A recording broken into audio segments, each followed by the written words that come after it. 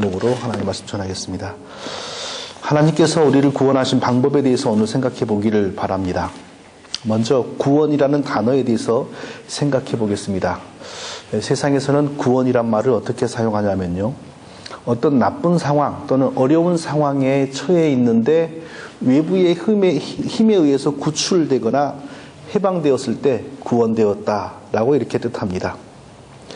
성경에서도 이런 관점으로 구원을 이야기하는 경우가 종종 있습니다. 사도행전을 보면 사도 바울이 로마에 가기 위해서 배를 타고 로마 군인들과 함께 지중해를 건너는데 도중에 큰 풍랑을 만나 다 죽게 되었습니다. 그래서 간신히 배가 해안가에 도착하니까 사공들이 제일 먼저 살려고 배를 버리고 도망치려고 하니까 바울이 로마 군인 그 대표에게 뭐라 그러냐면, 저 사공들이 떠나면 너희가 구원을 얻지 못할 것이다, 이렇게 말했어요. 그러니까 거기서 말하는 구원은 영혼 구원이 아니라 육신의 그 어려운 상황 속에서 탈출하는 그걸 뜻합니다. 성경도 때로는 이렇게 구원이란 말을 사용하고 있습니다. 그러나 성경이 말하는 구원이란 말의 핵심적인 의미는, 가장 핵심적인 의미는 그런 것이 아닙니다. 성경은 모든 사람들이 태어날 때부터 이미 죽은 상태였다고 말씀합니다. 에베소서 2장 1절을 보면 허물과 죄로 죽었던 너희를 살리셨도다, 이렇게 말씀했습니다. 허물과 죄로 죽었던이라고 했습니다. 죽어가던, 죽을 뻔했던, 이렇게 말씀하는 게 아니고 죽었던 너희를 살리셨도다라고 말씀하는 것입니다. 이미 죽었던 우리를 살렸다. 성령으로 거듭나지 않는 사람, 절대로 이해하지 못하는 말입니다. 이성적으로, 과학적으로, 철학적으로, 논리적으로 아무리 생각을 해도 죽었던 너희를 다시 살리셨도다, 이 성경의 말씀을 이해할 수가 없습니다. 죽었던 너희를 살리셨도다, 이 말씀을 이해한다는 건 이미 기독교의 진리와 기독교 신앙의 내용을 다 안다는 겁니다. 원래 아담은 영생하도록 지어졌습니다. 아담이 영생하도록 지어졌지만 그 영생이 영구하게 지속되기 위해서 한 가지 조건이 있어야 되는데, 하나님이 주신 언약을 항상 언약 안에 머물러야 됩니다. 하나님께서는 아담이 자기 언약 백성으로 살도록 항상 명령하셨고, 만일 선악과를 범하면 언약을 파기하는 것이니 불행해질 것이라고 말씀했습니다. 선악과를 범하는 순간 죄에 오염되었고 하나님의 진노와 저주를 받아 영생의 은혜가 박탈당하고 말았습니다. 지금 많은 나라에서는 이제 사형제도가 실질적으로 존재하지 않습니다. 한국이나 미국에서는 거의 사형제도가 실질적으로 이제 집행되지 않고 있는데, 그렇기 때문에 어떤 죄수가 사형 선고를 받을지라도 집행되지 않는다는 것을 알기 때문에 그렇게 두렵지는 않을 것 같습니다. 그러나 아직도 중국이나 이런 나라에서는 사형제도가 집행되고 있습니다. 사형 판결을 받으면 비교적 빠른 시간 안에 사형이 집행됩니다. 그런 나라에서 어떤 사람이 사형 판결을 받았다는 것은 살아도 사는 것이 아니라는 것이죠. 금세 죽는다는 걸 의미합니다. 그러니까 그런 나라의 죄수는 간수가 면회왔다 그러면은 오늘이 그날인가 하고 가슴이 철렁 내려앉고, 딴 때보다 조금 음식이 더 맛있다 그러면 오늘이 그날인가 하고 가슴이 완전 불안해가지고 위장병 걸리고 스트레스 때문에 살 수가 없다고 합니다. 그러니까 사형수들은 대부분 사형 판결을 받기 전에 이미 위장병, 스트레스, 심장병으로 절반 죽어간다고 그래요. 그렇기 때문에 인권운동가들은 이렇게 사람을 죽이는 것도 이거 할 일이 아니다라고 하면서 사형제도를 반대하는 것입니다. 자, 모든 사람의 대표인 아담이 언약을 파기하고 하나님을 배반했습니다. 하나님을 반역하고 배반한 죄로 말미암아 자동적으로 원래 주셨던 영생의 은혜가 박탈당하고 죽을 수밖에 없는 죄인이 되었습니다. 그리고 죽을 수밖에 없는 죄인으로서 땅에서 이제 사는데, 오늘날에는 한 100년, 7, 80년 살지만 그래도 아담은 950년 정도를 이렇게 살았습니다. 그 사는 동안에 편히 사는 것이 아니라 아주 고통과 고생 가운데 살도록 하나님이 하셨습니다. 죄인이 된 아담에게 하나님께서는 땅은 너로 인하여 저주를 받고 너는 종신토록 수고하여야 그 소산을 먹으리라. 땅이 내게 가시덤불과 엉겅퀴를 낼 것이라 라고 하셨습니다. 그러니까 영생이 제거된 상태에서 육신은 죽을 수밖에 없는 시한부 생명이 되었고, 그나마 시한부 생명으로 사는 동안에는 저주받은 땅이 내는 가시덤불과 엉겅퀴를 상대하면서 투쟁하면서 살아야 되는 것입니다. 인생이 쉽겠습니까? 그래서 인생이 어려운 것이죠. 자, 이 세상에 있는 모든 종교들과 철학들은 이 문제를 가지고 고민을 합니다. 왜 인생은 어려운 것일까? 이걸 가지고 늘 고민을 합니다. 그러니까 이 세상에 있는 모든 종류의 철학과 종교들은 이 문제와 상관이 없는 게 아닙니다. 결과적으로 가장 중요한 주제는 바로 이 문제입니다. 왜 인생은 이렇게 살기가 힘드나? 그래서 불교는 인생은 고해이다, 고통의 바다이다, 뭐 이렇게 말하고, 어떤 철학에서는 어차피 세상살이는 고통스러운 것이니까 고난에 대해서 달관해야 된다. 달관하다 보면 자기도 모르게 예상치 않았던 행복이 느껴지는 것이다. 이게 바로 인생이다. 이렇게 가리키고요. 그러니까 모든 종교와 모든 철학은 결국 그 주제가 생로병사, 희노애락과 무관할 수가 없는데, 그거에 대해서 연구하다 보니까 뭐 맞는 얘기도 해주고 안 맞는 얘기도 해줍니다. 그런데 그 어떤 종교나 어떤 철학에서도 바르게 접근하지 못하는 문제가 있습니다. 그것은 바로 인간은 왜 이렇게 불행해졌는가, 이 문제입니다. 인간의 인생은 어디로부터 와서 왜 이렇게 불행하게 되었는가에 대해서 전혀 설명을 못합니다. 그것을 설명할 수 있는 길은 성경에 가르친 뿐입니다. 하나님을 즐거워하도록 지어진 하나님의 백성에게 주어진 하나님의 언약에게 충실하지 않고 하나님과 같이 되기 위하여 언약을 파기함으로 말미암아 하나님을 반역한 죄인이 되었고, 그러니까 하나님께서 반역한 죄인에게 죽을 수밖에 없는 사형을 명하셨고, 그러니까 죽을 수밖에 없는 죄인의 자식으로 태어난 우리도 법적으로 그 죄에 연루된 사람들이고, 그 죄로 말미암아 아담에게 들어왔던 죄성의 영적인 유전을 받아서 우리도 이미 죄인이 되어 있는 것입니다. 자, 이 사실을 일반 종교나 철학이 알 수가 없는 거죠. 그러니까 맴도는 소리만 하는 겁니다. 인생은 고통스러운 것이다. 고통에 대해서 달관해야 된다. 참고 견디고, 인생은 뱅글뱅글 돌다 보다 선한 일을 하면 다음엔 좋은 곳으로 태어나기도 하고, 이런 얘기를 하는 거예요. 그러나 인생이 어디로부터 와서 왜 이렇게 불행하고 저주스러워졌는지를 설명하는 것은 오직 하나님의 특별 계시, 우리를 구원하기 위하여 주신 특별한 말씀, 성경뿐입니다. 허물과 죄로 죽었던 너희를 살리셨도다. 허물과 죄, 하나님이 주신 언약을 파기하고서 죽어버린 우리를 하나님이 살려주신 것입니다. 성경만이 이 사실을 알려주십니다. 성경만이 알려주는 이 사실을 모든 사람이 아는 것이 아니라 성령을 받은 사람들만이 압니다. 성령은 우리에게 성경을 가르쳐주는 하나님이기 때문에 이 성경을 가르쳐주시는 성령의 역사, 이것이 우리가 살기 위한 진리의 출발점이 되는 것입니다. 사람들은, 이 성령을 받지 못한 사람들은 이것을 알 수가 없으니 맨 딴소리만 일평생 하다가 죽는 것입니다. 자, 기독교의 구원은 무엇입니까? 자, 허물과 죄로 죽은 상태로 태어난 죄인들이 죽게 만든 죄, 언약을 파기한 죄를 용서함 받고 다시 영생하는 하나님의 신분으로 복귀하는 겁니다. 이것이 기독교의 구원입니다.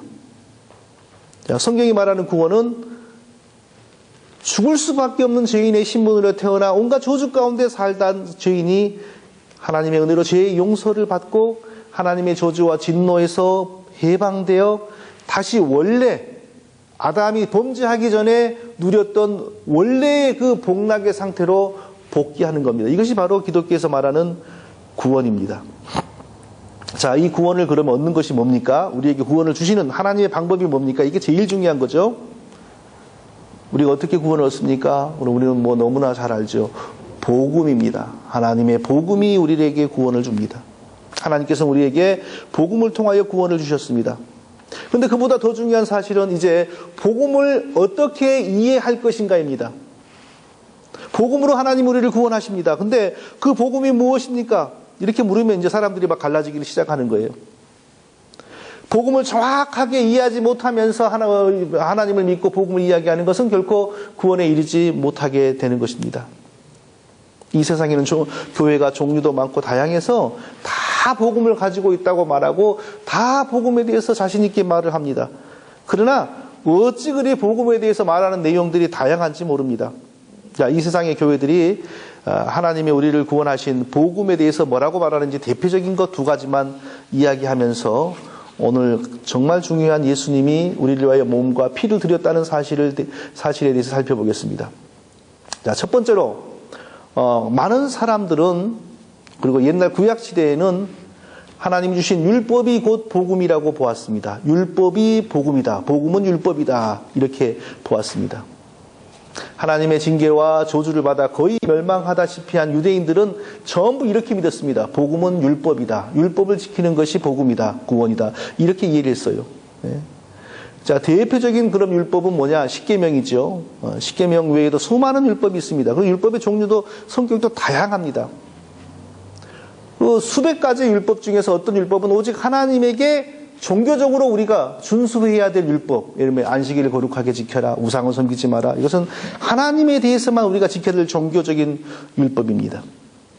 근데 율법 중에서 보면 또 살인하지 말라, 부모를 구타하지 말라, 내 이웃의 아내를 범하지 말라, 이런 법이 있어요.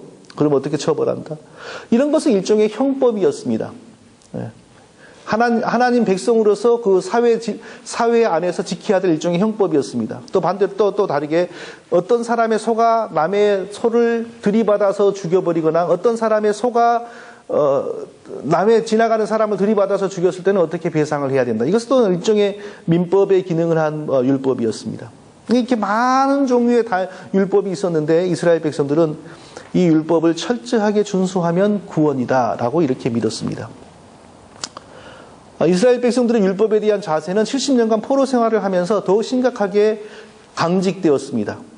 나라가 망하고 70년 동안 남의 나라 종살이를 하면서 이들이 마음에 한 맺힌 생각이 떠올랐는데 그게 뭐냐면 우리가 왜 이렇게 서럽게 사느냐? 각성이 일어나는데 그것은 우리가 하나님의 율법을 잘못 지켰기 때문이다. 잘 지키지 못했기 때문이다. 라는 그 한 맺힌 각성이 일어나면서 이제 해방되고 나니까 율법을 지키자, 율법대로 살자 하면서 막 열심을 부리고 외치기를 시작했습니다.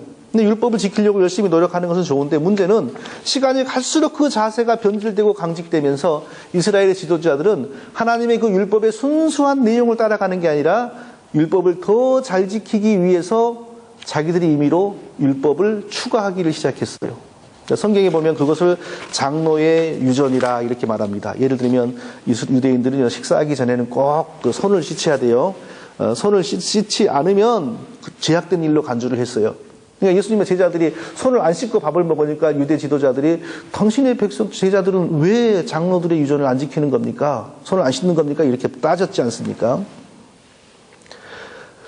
안식일을 거룩하게 지키라 이런 것은 순수 율법입니다. 순수 이 율법을 잘 지키려면 뭘 연구해야 되겠어요? 안식일의 의미가 뭐냐를 연구해야 되겠죠. 안식일의 정신이 뭐냐가 중요하겠죠. 그런데 유대인들은 안식일을 거룩하게 지키라를 어떻게 이해했냐면 동작 중지로 이해를 했어요. 그냥 안식일은 아무 일도 안 하고 꼼지락도 안 하고 가만히 있는 게 안식일이다 이렇게 이제 문자적으로만 이렇게 가는 거예요.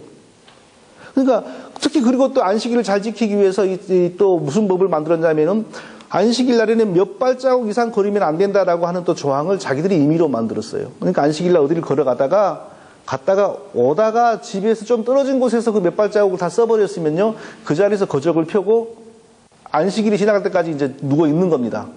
그래야 좋은 신앙으로 이제 간주가 되었어요. 네. 안식일의 본래 의미는 뭘까요?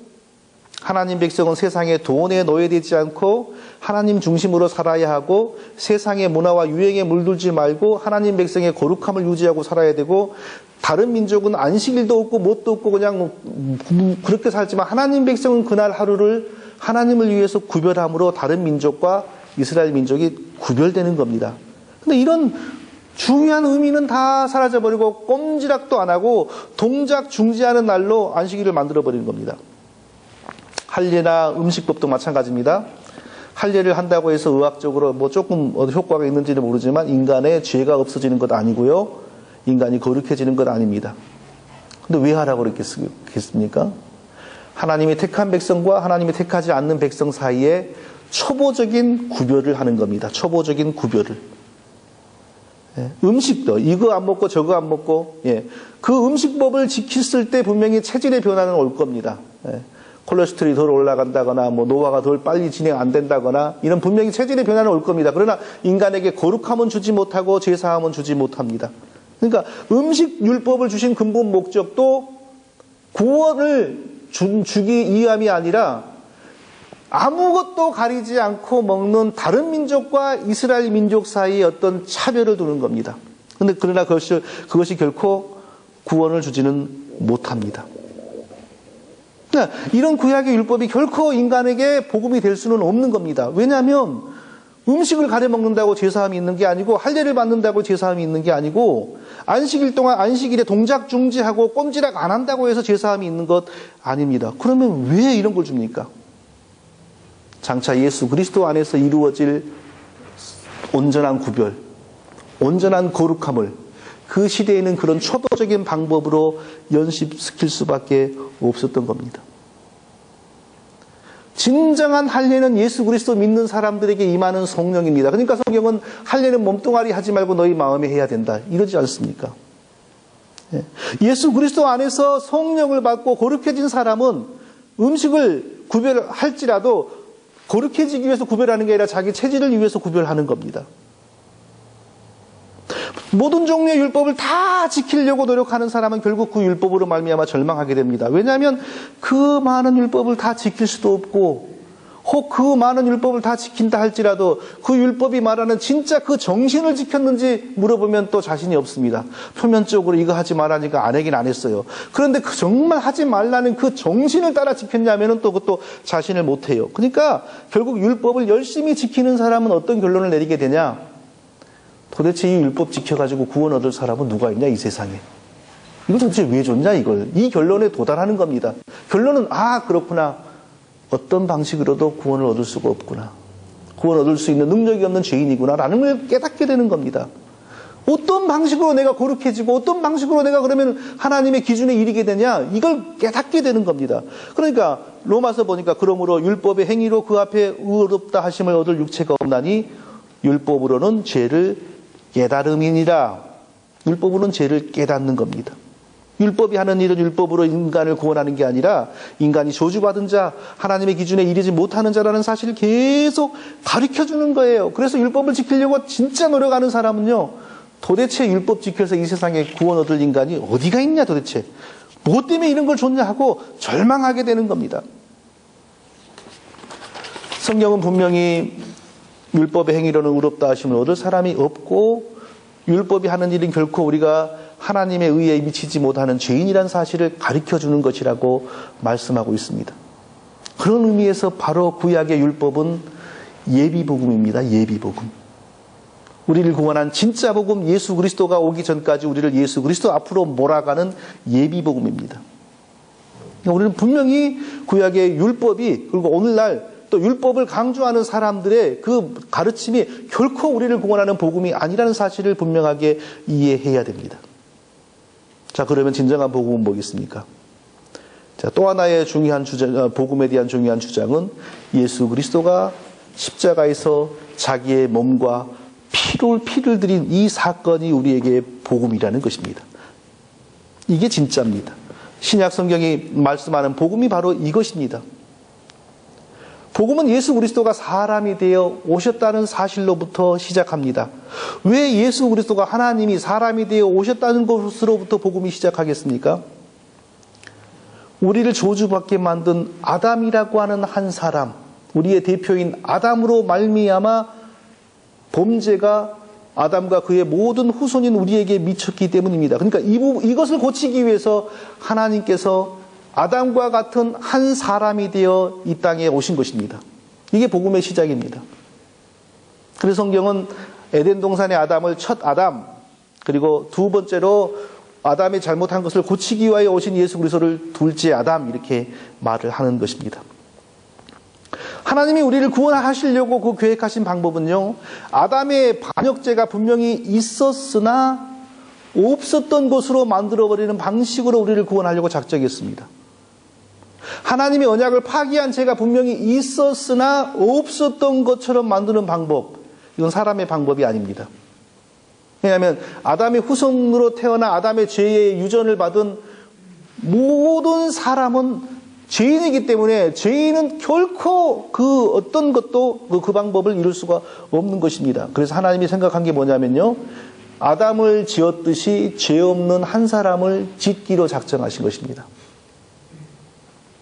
두 번째 아담으로 오신 예수 그리스도, 하나님이 직접 사람이 되어서 이 세상에 오셨는데 그는 죄 없는 사람입니다. 그 죄 없는 사람이 아담과 아담의 후손에게 임한 저주를 대신 받고 십자가에서 자기 몸과 피를 하나님께 제물로 드림으로 우리를 구원하시고 아담의 죄가 있었으나 없었던 것으로 만들어 버리려고 작정하신 것입니다. 그래서 예수 그리스도가 세상에 딱 왔을 때 세례 요한은 예수님을 보고 뭐라고 했습니까? 보라, 세상 죄를 지고 가는 하나님의 어린 양이로다 라고 했습니다. 예수 그리스도는 아담으로 인해 퍼진 죄와 저주를 자기 한 몸으로 다 담당하시고, 그리고 아담과 아담의 후손들이 하나님의 언약을 파기하여 받은 죄의 형벌을 혼자서 대신 받기 위하여 오신 하나님의 어린 양 구세주입니다. 그러니까 예수 그리스도가 우리를 구원하기 위한 사역을 시작하기 전에 세례 요한으로부터 예수님이 세례를 받으셨는데, 그 세례를 받으신 것의 중요한 의미가 뭐냐면 온 세상 아담의 후손들의 죄악을 두 번째 아담으로 오신 예수 그리스도에게 다 전가하는 겁니다. 그리고 그때부터 3년간 천국 복음을 전하시다가 그 죄를 짊어지고 마지막에는 십자가에 달려 그 몸이 찢겨지고 피가 흐르는 저주를 받으시고 죽으신 것입니다. 자, 이 정상적인 교회는 바로 이것이 예수님이 몸에 십자가에서 찢겨지고 그 피가 흐르는 십자가를 우리의 복음이라고 믿습니다. 왜냐하면 하나님께서 아담이 저지른 그 죄의 모든 그 효력과 결과를 예수님에게 다 전가하셔가지고 예수님이 그 몸으로 영원한 제물이 되어 십자가에 달려 피 흘리고 죽으셨기 때문입니다. 그래서 이게 우리에게 복음입니다. 아무나 이 사실이 믿어지는 건 아닙니다. 이 사실이 믿어지는 사람들은 하나님이 자기 백성으로 택하시고 성령을 부은 사람들입니다. 이 사실을 믿고 구원받는 사람들은 자기의 지혜가 아닙니다. 하나님께서 구원 주시기로 작정한 사람들입니다. 이방인들이 듣고 기뻐하여 하나님의 말씀을 찬송하며 영생을 주시기로 작정된 자는 다 믿더라. 누가 믿었다고요, 이 복음을요? 영생을 주시기로 작정된 자들이 다 믿었습니다. 성경은 분명히 지나가는 어떤 사람이 그걸 딱 붙잡아서 구원받는 것이 아니라 영생을 주시기로 작정한 사람이 이 복음을 믿는다고 했습니다. 십자가에서 구세주의 몸과 피가 제물로 드려졌다는 사실을 믿고 구원받는 사람들은 하나님의 은혜를 입은 사람들입니다. 이 은혜를 입지 못하면 그 어떤 사람도 이 복음을 자기의 것으로 붙들 수가 없습니다. 사도가 된 바울이요, 아직 은혜를 입기 전에, 때가 이르기 전에는 이 은혜를 입지 못했어요. 그래서 십자가를 전혀 몰랐습니다. 어떻게 이해를 했냐면 구약의 율법 준수 복음을 파괴하는 이단이라고 예수 그리스도를 생각했습니다. 그래서 예수 그리스도는 이미 죽었으니까 예수 그리스도 믿는 사람들을 또 따라서 죽이는 게 자기의 사명이요, 자기의 기쁨이라고 알고 있었어요. 그래서 다메섹으로 예수 믿는 사람들 잡아 죽이려고 가는데 하나님께서 은혜를 부으셨습니다. 그래서 예수님이 누군지 알게 되었습니다. 은혜가 임하여 십자가에서 저주받고 죽으신 예수 그리스도가 알게 되니까 성경에 어떻게 기록했냐면요, 그리스도께서 우리를 위하여 저주를 받은 바 되사 율법의 저주에서 우리를 속량하셨으니 기록된 바 나무에 달린 자마다 저주 아래 있는 자라 하였음이라. 신명기 율법에 기록되기로는 나무에 달려 죽은 자는 하나님께 저주받아 죽은 자라고 신명기 율법에 기록이 되어 있는데, 그래서 자기는 단순히 십자가에 달려 죽은 예수 그리스도는 하나님께 저주받은 이단이라고만 생각했는데, 은혜를 입고 보니까 그가 받은 저주는 아담이 지은 범죄를 대신 감당하기 위한 것이고, 아담의 후손으로 태어난 사람들의 저주를 대신 감당하기 위하여 우리를 대신하여 저주받은 것이라는 사실이 깨달아진 거예요. 그래서 그리스도께서 우리를 위하여 저주를 받은 바 되사 율법의 저주에서 우리를 속량하셨으니. 율법은 너희는 이래서 죄인이다, 저래서 죄인이다, 저래서 죄인이다 계속 가르쳤어요. 근데 그 율법이 정죄하는 모든 죄를 예수 그리스도가 자기 몸에 다 담당하시고 형벌을 다 받아버린 겁니다. 그러니까 아담의 죄는 분명히 있었습니다. 그러나 형벌을 다 대신 받아버리니까 없는 것처럼 되어 버리는 것입니다. 이것이 바로 우리에게 복음입니다. 십자가에서 자기 몸과 피를 완전하고 영원한 제물로 하나님께 드리셨습니다. 그러니까 분명히 아담의 죄가 있었고 아담의 후손들에게 저주가 있었지만 그것을 예수님이 홀로 다 담당해버리니까 없는 것이 되어버리는 것입니다. 이 원리를 우리가 잘 알아야 됩니다. 기독교 신앙에서 가장 중요한 것 중에 하나가 전가라는 겁니다. 전가, 영어로 트랜스폼인가요? 이쪽으로 나르다, 이쪽으로 보내다 이건데요. 아담 한 사람이 언약을 파기하고 범죄하였습니다. 아담 한 사람이 했습니다. 그런데 그가 우리의 인류의 대표이기 때문에 그의 죄에 대한 책임이 우리에게 다 전가되었습니다. 그리고 그가 범죄할 때 그의 영혼에 죄의 오염이 들어가서 스스로는 하나님을 바르게 섬길 수 없는 죄인이 되어버렸습니다. 영적으로 그의 죄의 오염이 다 우리에게 전가되었어요. 그러니까 아담의 죄가 우리에게 전가되어 아담의 후손으로 태어난 모든 사람이 다 죄인이 되어버린 겁니다. 이게 첫 번째 전가입니다. 두 번째 전가는 뭐냐면요. 예수 그리스도가 이 세례 요한에게 세례를 받으시고 우리를 구원하시는 공생애를 시작하셨습니다. 하나님께서 우리의 모든 죄와 저주와 형벌을 예수 그리스도 한 사람에게 전가하셨습니다. 그리고 우리를 대표하여 십자가에서 몸과 피를 드리면서 저주받고 죽으셨습니다. 예수님이 자기 한 몸으로 죄의 저주를 다 받아버린 겁니다. 이게 두 번째 중요한 전가입니다. 세 번째 전가는 예수 그리스도가 십자가에서 몸과 피를 하나님께 제물로 드려서 완전히 죄의 형벌을 다 받아버렸기 때문에 죄의 정죄가 남아있지를 않습니다. 그 예수 그리스도를 내가 나의 구세주로 믿을 때 그 믿음을 보시고 하나님께서 예수 그리스도가 십자가에서 이루신 의로운 일을 우리에게 전가해 주는 것입니다.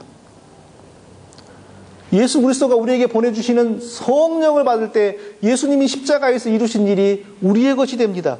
전가가 됩니다. 그러니까 아담의 죄가 우리에게, 우리의 죄가 예수님에게, 예수님이 이루신 의가 우리에게, 이렇게 해서 우리의 구원이 이루어지는 것. 이게 바로 기독교의 중요한 진리입니다. 예수님을 믿어 성령 받은 사람에게는 그래서 더 이상 하나님의 저주가 없습니다. 더 이상 율법의 정죄도 없습니다. 성령을 받았으므로 완전한 구원이 이루어진 것입니다.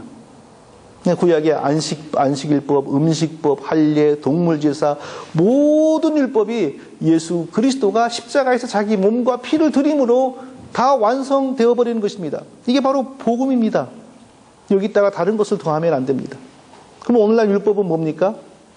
우리를 구원하기 위하여 있는 것이 아니고 이제는 성령 받은 사람의 삶이 과연 제대로 진행이 되어 있는가 비춰보는 거울입니다. 간음하지 말라 그랬습니다. 성령을 받기 전에는 인간이 노력을 막 해야 돼요. 간음 안 해야지 이래야 됩니다. 도둑질 안 해야지 이렇게 됩니다. 그러나 성령을 받은 성도에게서는요, 성령이 다스리기 때문에 성령의 힘으로 간음에 빠지지 않을 수가 있는 겁니다. 자연스럽게. 도둑질에 빠지지 않을 수가 있는 겁니다. 그러니까 율법은 폐기된 것이 아니고 성령 받은 그리스도인의 삶을 비추어보는 거울이 된 겁니다. 지금은. 우리를 구원한 것은 오직 복음입니다. 예수 그리스도의 몸과 피가 우리를 대신하여 하나님께 드려졌다라는 복음뿐입니다. 다른 것은 없습니다. 여기에 다른 무엇을 더하면 하나님의 진노를 삽니다. 그리스도께서 하나님 곧 우리 아버지의 뜻을 따라 이 약한 세대에서 우리를 건지시려고 우리 죄를 위하여 자기 몸을 들이셨으니, 우리 죄를 위하여 예수님이 자기 몸을 들이셨습니다. 이게 복음입니다. 우리가 그리스도 안에서 그의 은혜의 풍성함을 따라 그의 피로 말미암아 구속 곧 죄사함을 받았으니, 그의 피로 말미암아 구속 곧 죄사함을 받았습니다. 이게 바로 복음입니다. 우리가 붙들어야 될 복음, 우리가 믿어야 될 복음은 다른 것이 아닙니다. 예수 그리스도가 십자가에서 나를 위하여 자기의 몸과 피를 하나님께 드렸다는 사실입니다. 여기에 율법이 붙으면 안 됩니다. 선한 행위가 붙으면 안 됩니다. 오직 예수 그리스도가 자기의 몸과 피를 십자가에서 하나님께 드렸다는 것만이 우리의 복음입니다. 이 복음으로 우리가 새로운 사람이 되고 구원받고 나니까 그 다음에는 율법도 저절로 지켜버리고 선한 행실도 하게 되는 것이고 자연스럽게 하나님 백성의 삶이 가능한 겁니다. 이 복음은 우리가 스스로 발견한 것이 아닙니다. 오직 우리를 구원하시려고 은혜를 주신 하나님의 사랑으로 말미암아 깨닫게 된 것입니다. 우리가 결단한 것이 아닙니다. 구원받기로 작정된 자들에게 하나님이 주신 선물입니다. 우리가 예수님의 그 몸과 피가 드려졌다는 이 복음을 이렇게 잘 이해하고 이제 남은 일생 동안 우리가 이 복음 위에 굳게 설 수 있기를 예수님의 이름으로 축원드립니다. 아버지 하나님, 예수님의 복음이 우리를 살리는 줄로 믿습니다. 다른 것 붙들지 아니하고 오직 예수 그리스도의 복음만 강력하게 붙잡고 나아가는 우리 모두가 다 되게 하여 주시옵소서. 예수님의 이름으로 기도합니다. 아멘. 자, 이제부터 세례식을 거행하겠습니다. 세례 받으실 두 분 앞으로 나오십시오.